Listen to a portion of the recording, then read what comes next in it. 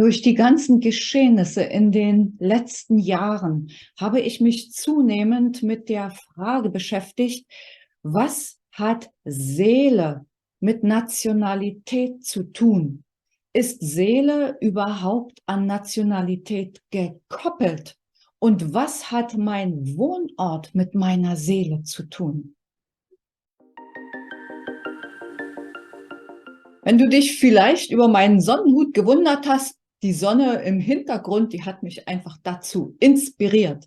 So, jetzt lass uns mal den Fragen nachgehen. Was haben Seele und Nationalität miteinander zu tun? Ich bin auch noch nicht endgültig durch diesen Prozess. Meine bisherige Erkenntnis sagt mir jedoch null, niente. Unsere Seele ist unsterblich und inkarniert einmal hier, einmal dort, mal als Frau, mal als Mann, mal vielleicht als divers. In jedem Falle sehe ich es so, dass Seele gekoppelt ist an unsere Persönlichkeit. Auf meinem Kanal hier in verschiedenen Videos habe ich immer wieder das Bild der Salzkristalllampe bemüht. Die Lampe in der Mitte, die Glühlampe als unsere unsterbliche Seele und der Kristall drumherum als das, was unsere Persönlichkeit ausmacht, als das, womit wir hier als Hülle ausgestattet sind.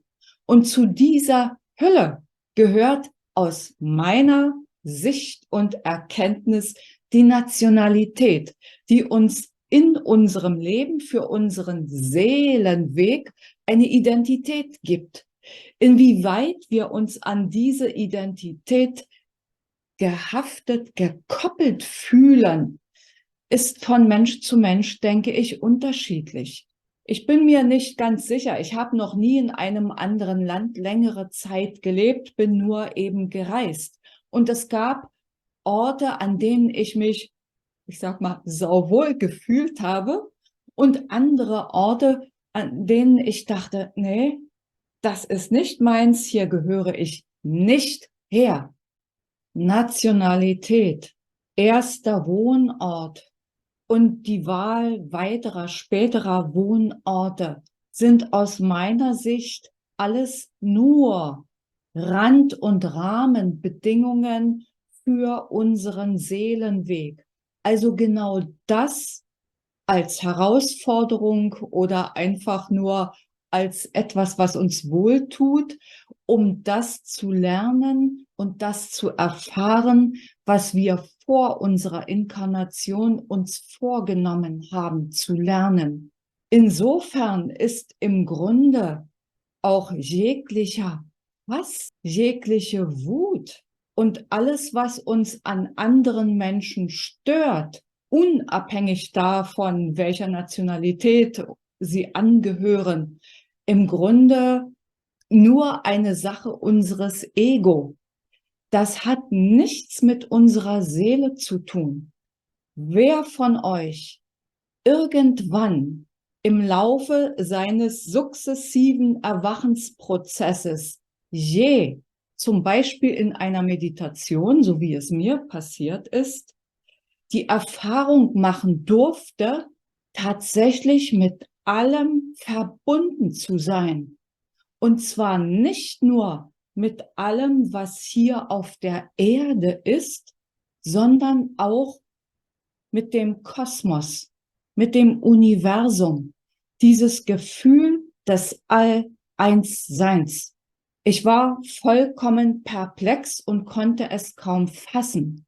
Aber wem das passiert ist, der weiß, dass alles andere nur Herausforderungen sind, um zu lernen.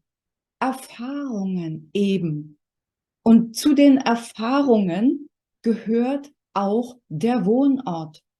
Ich bin damals zum Studium zum Beispiel von meiner Heimatstadt Potsdam nach Dresden gegangen. Dort lebe ich auch im Moment noch. Und dennoch habe ich in einer meiner Meditationen schon vor einigen Monaten Ich bin nicht die Schnellste, auch wenn das vielleicht aus dem Außen betrachtet manchmal so erscheint. Aufgefordert worden aus der geistigen Welt, nach meinem seelensanften Ort Ausschau zu halten. Das heißt, ein neuer Ort steht für mich an.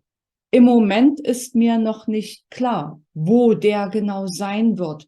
Aber ich bin guter Hoffnung, dass sich mir das zeigen wird, was für mich passend ist, um die nächsten Schritte auf meinem Seelenweg zu gehen.